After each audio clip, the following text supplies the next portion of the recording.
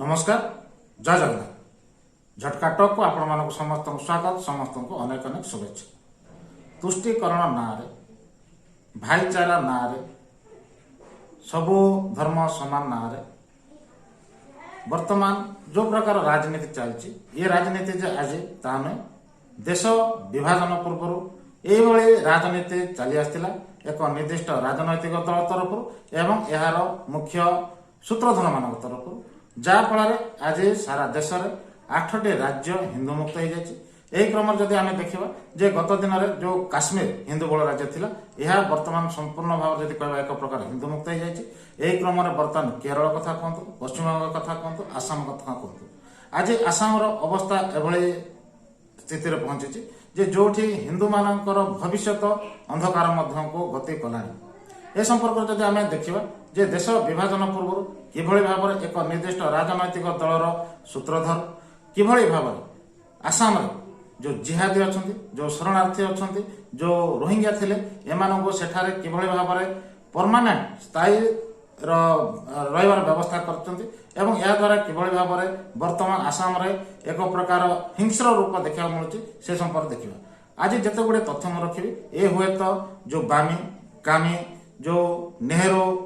गोष्ठी अच्छा कि गांधी गोष्ठी अच्छा एमानंको हुए तो खोटा लगी पारे किंतु वास्तव सत्य कौन अच्छी एवं विभिन्न पुस्तक ए संपर्क में कौन रचना कर संपर्क में देखिए। विशेषकर देखा जे आज को ठीक जदि कह 120 वर्ष पूर्व जो आसाम अच्छी आसाम थिला हिंदू बहुल अंचल एवं एठार हिंदू माने थिले संख्या अधिक। 1901 मसीह जदि आम देखा तो आसाम जो जनसंख्या थिला जनसंख्यार पाखापाखि 80 ରୁ 95 भाग थिले सनातनी हिंदू किंतु परवर्ती समय जब देखिए 1901 पर जदि कह 120 वर्ष पूर्व ठारू हिंदू मानक मारण नीति आरंभ करागला एवं एठारे तुष्टिकरण ना जो जिहादी गोष्ठी अच्छा जिहादी गोष्ठी को थैथान व्यवस्था करागला। विशेषकर जब देखा जे से समय जो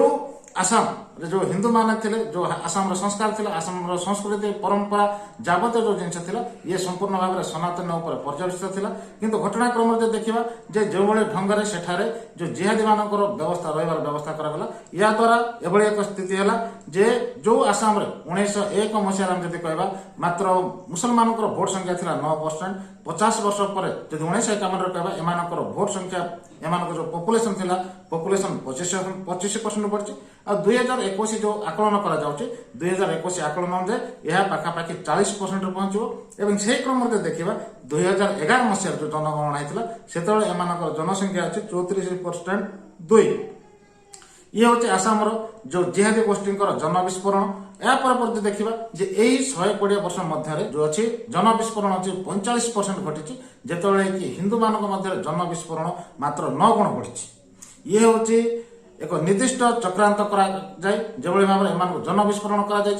जो जन विस्फोरण रही यार पछर पटर कहानी कौन अच्छी जब देखा 1938 मसीह इंग्रेज शासन समय आसाम से देशभक्त जी स्वच्छ देशप्रेमी थे राष्ट्रवादी नेता थे गोपीनाथ बोरदोलईंकर सरकार चलता एवं यही समय द्वितीय विश्वयुद्ध आरंभ होता एतबे नेहरू कांग्रेस दल नेतृत्व नथिले से देश में जिते गुड़े कांग्रेस राज्य शासन थिला सेमानंको निर्देश देते सरकार बरखास्त करंतु किंतु सेतेबेले एहाको दृढ़ भाव में विरोध करथिले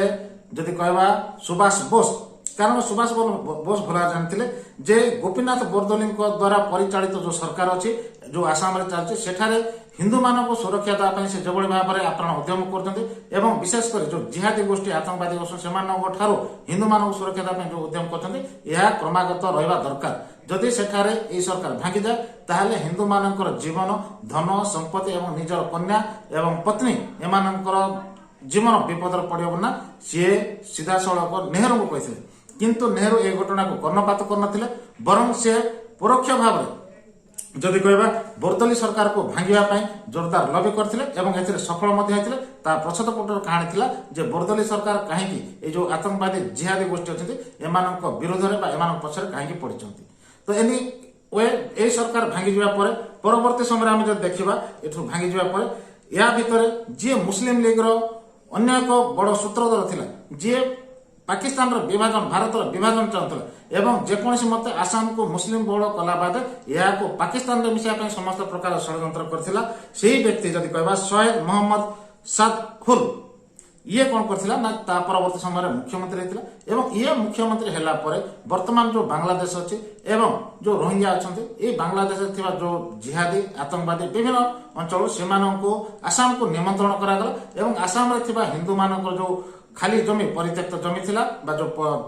ସରକାରୀ ଜମି ଥିଲା ସେଠାରେ ଏମାନଙ୍କୁ ଜମି ଚର୍ଚ୍ଚା ହିସାବରେ ରାଜକୀୟ ଚର୍ଚ୍ଚା କରାଗଲା ଏବଂ ସେଠାରେ ଏମାନଙ୍କୁ ଥଇଥାନ ବ୍ୟବସ୍ଥା କରାଗଲା ସରକାରୀ ସୁବିଧାରେ ସରକାରୀ ପଇସାରେ। ଆଉ ସବୁଠୁ ଗୁରୁତ୍ୱପୂର୍ଣ୍ଣ ଘଟଣା ହେଉଛି ଯେ ବିଶେଷ କରି ହିନ୍ଦୁ ବହୁଳ ଅଞ୍ଚଳରେ ଏହାର ଆଖପାଖ ଅଞ୍ଚଳରେ ଏମାନଙ୍କୁ ଭରପୁର ଥଇଥାନର ବ୍ୟବସ୍ଥା କରାଗଲା ଏବଂ ଯାହା ଫଳରେ କ୍ରମାଗତ ଭାବରେ ସେମାନେ ହିନ୍ଦୁମାନଙ୍କ ଉପରେ ଆକ୍ରମଣ କରିବା, ହିନ୍ଦୁମାନଙ୍କର ଧନ ସମ୍ପତ୍ତି ଲୁଟିବା, ସେମାନଙ୍କର ଝିଅ ବୋହୂଙ୍କ ଉପରେ ଅତ୍ୟାଚାର କରିବା ଏଇ ଘଟଣା କ୍ରମାଗତ ବଢ଼ିବାରେ ଲାଗିଲା। या परवर्ती समय आम जो देखा जे ए संपर्क जो तथ्य अच्छे आम जब कह जो विभिन्न पुस्तक लिखाई आसाम जे थे माने गवर्नर जनरल जदि थी जे थे सी होती लॉर्ड लेबन तांकर जो डायरी थिला से डायरी रे ए संपर्क में स्पष्ट भाव उल्लेख रही जे ये जो व्यवस्था करागला जो नेहरू एक निर्दिष्ट वर्ग को जिहादी गोष्ठी को संतुष्टिकरण करने जो गोपीनाथ बोरदोली सरकार को भांगी जानी शुणी भांगी सेठारे सैयद मोहम्मद सदउल को जो दायित्व देले माने ताको समर्थन कले जे कि संपूर्ण भाव जदि कहबा मोहम्मद अली जिन्नार भरपूर सपोर्टर थिले एवं पाकिस्तान देश को विभाजन करबार जार संपूर्ण सहयोग थिला से भली व्यक्ति दायित्व नेबा पर किभली भाव से हिंदू मानक ऊपर अत्याचार बढ़छि ए संपर्क से स्पष्ट भाव उल्लेख करछन्ति। केवल सेटिक नै बड़ दुर्भाग्यर कथा होछि जे एही नेहरूंकर तत्वावधान जेतेबेले संविधान सभार ड्राफ्टिंग कमिटी करागला ए ड्राफ्टिंग कमिटी रे एही भली जिहादी जे देश विभाजन करार संपूर्ण सहयोग करथिला एवं आसाम को मध्य देश पाकिस्तान रे मिसा पे जे समस्त प्रकार चेष्टा करथिला ताको ड्राफ्टिंग कमिटी रो मेंबर मध्य करा जायतिला। याको छाड़देला आम जो देखा जे ये जो जिनस होता जे ये जो हिंदू मानक को माने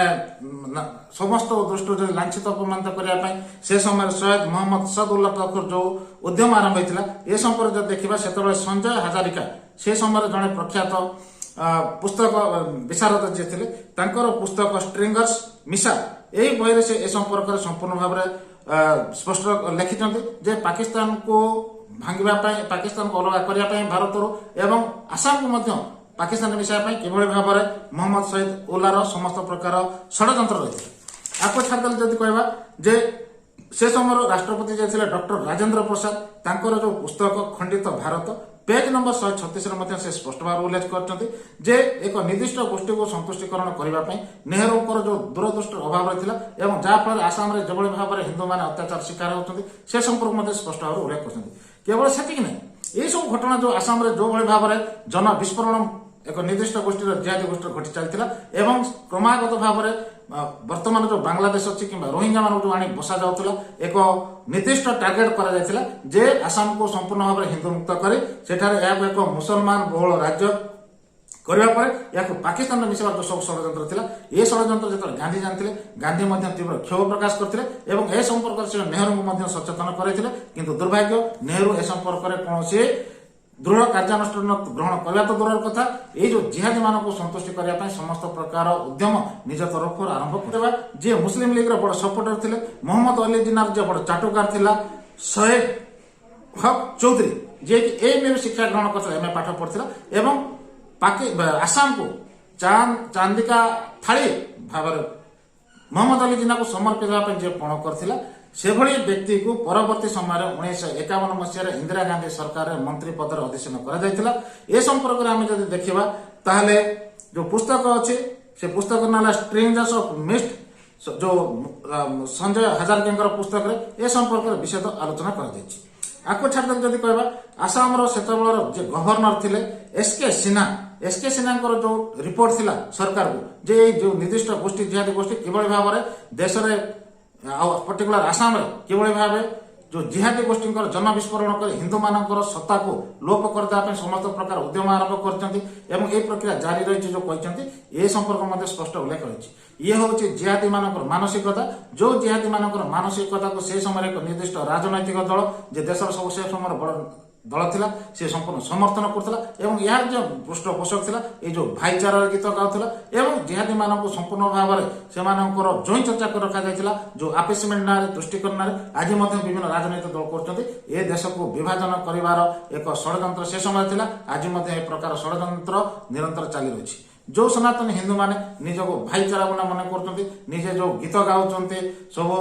मजहब एकोटिया सब मजहब एकता बना से माने ए इतिहास किसी शिक्षा ग्रहण कर आवश्यकता अच्छी। ठीक अच्छे आज ये धन्यवाद। जो मैंने फेसबुक चाहते ठीक अच्छे फेसबुक देखी पार आप यूट्यूब जाए झटका टॉप को सब्सक्राइब करूँ अधिक अधिक शेयर करूँ। नमस्कार, जय हिंद।